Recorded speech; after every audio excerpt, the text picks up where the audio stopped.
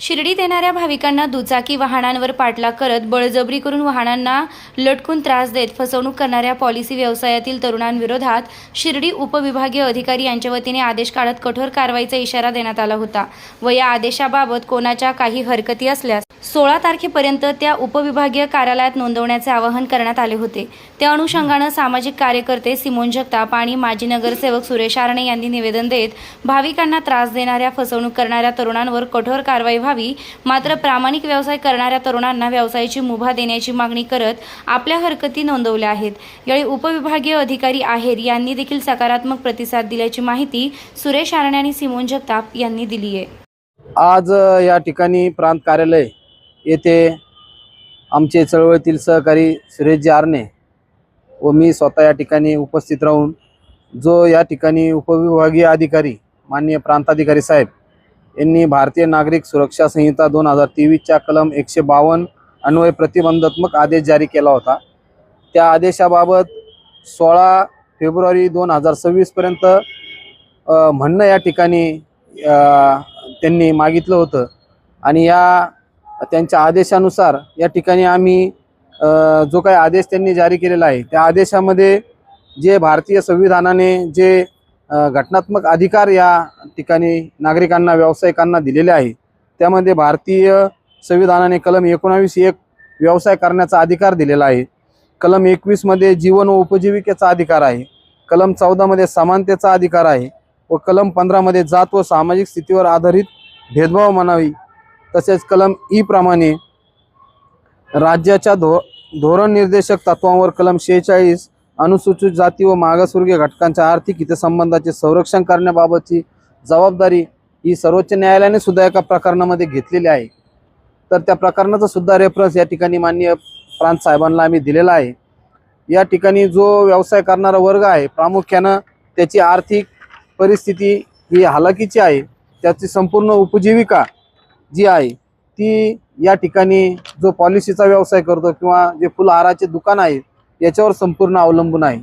साहेबांनी या आमची जी साहेबांसोबत चर्चा झाली या सर्व गोष्टींवर त्यावर एक सकारात्मक प्रतिसाद माननीय प्रांत साहेबांनी दिलेला आहे। साहेबांचं म्हणणं आहे की काही लोक साई भक्तांच्या गाड्यांना त्या ठिकाणी लटकतात, त्या ठिकाणी गाड्या अडवतात, तर असे जे कोणी लोक असतील तर त्यांना या माध्यमातून आपल्या माध्यमातून आम्ही विनंती करतो की आपल्या या कृत्यामुळं इतर जे प्रामाणिकपणे व्यवसाय करणारे लोक आहेत त्यांच्या पोटापाण्याचा प्रश्न निर्माण होत आहे।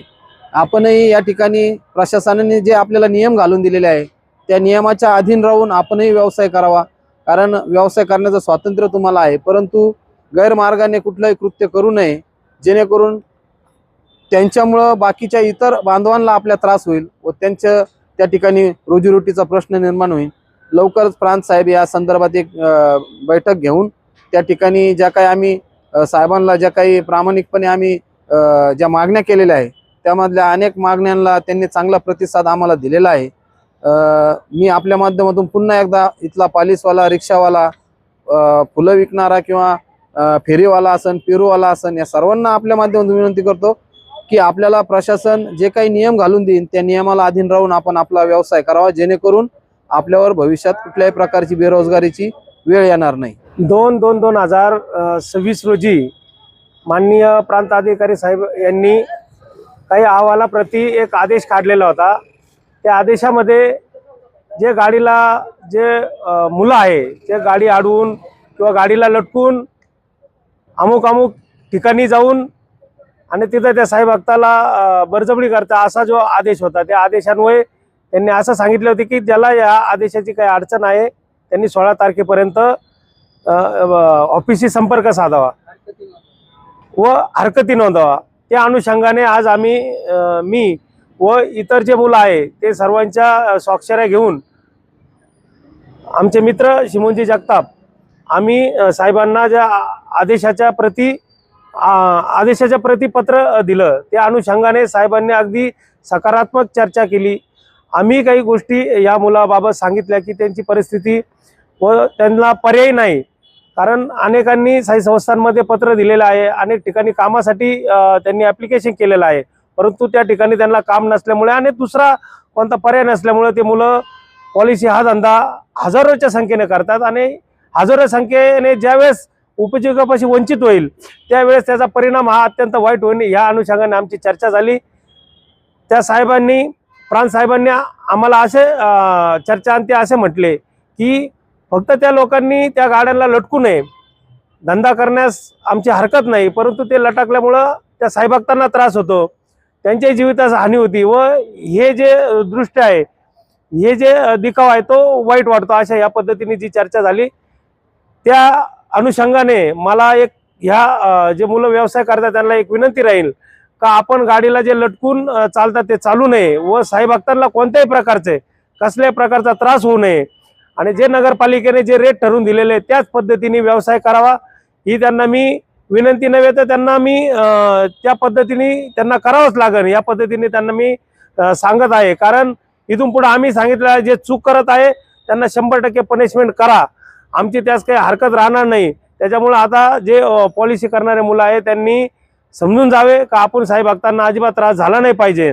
आणि आपणही त्या रोडमध्ये गाड्या थांबवून त्याच्यावर उभे राहून कुठंतरी न्यायचं हे करू नका. आपला व्यवसाय हा प्रामाणिक करा, जे ठरलेल्या रेटप्रमाणे जे आपल्याला नियम अटी आहे, जे साहेबही काही नियम अटी देणार आहेत त्याच पद्धतीने करावं हीच सर्वांना मी आवर्जून सांगतो. नमस्कार. श्री साईबाबांच्या पावनभूमीत तुमचे हक्काचे आणि सुरक्षित घर घेण्याची सुवर्ण संधी चालून आली आहे. आम्ही घेऊन आलो आहोत साई आनंद पार्क. येथे आहे श्री साई कृपेची आणि आनंदाची आत्मानुभूती. 5 एकरमध्ये 100% लीगल सर्व सोयींनी युक्त रहिवासी प्लॉट्स, रस्ते, स्ट्रीट लाईट्स, श्री महादेवाचं मंदिर, निसर्गरम्य हिरवाईनं नटलेला परिसर, सगळं काही तयार. अंतर्गत प्रशस्त रस्ते आणि प्रस्तावित 12 मीटर आणि 15 मीटर DP रोड लगत विकसित प्लॉट्स. आणि हो, आपले श्री साई मंदिर, शाळा, मार्केट सर्व काही फक्त 5 मिनिटांच्या अंतरावर. सुरक्षित गुंतवणूक, तज्ज्ञ वकिलांमार्फत खरेदी विक्री आणि वास्तुशास्त्रानुसार प्लॉट्स. सुरक्षित, शांत आणि सुसंस्कृत वातावरणात एअरपोर्ट रोड लगत शिर्डी हद्दीमध्ये श्री साईबाबा मंदिरापासून अगदी काही मिनिटांवर. साई आनंद पार्क म्हणजे आनंदाचं, विश्वासाचं आणि समाधानाचं ठिकाण. आजच बुकिंग करा. मर्यादित प्लॉट्स उपलब्ध. कारण साई आनंद पार्क म्हणजे साई आनंदाची अनुभूती.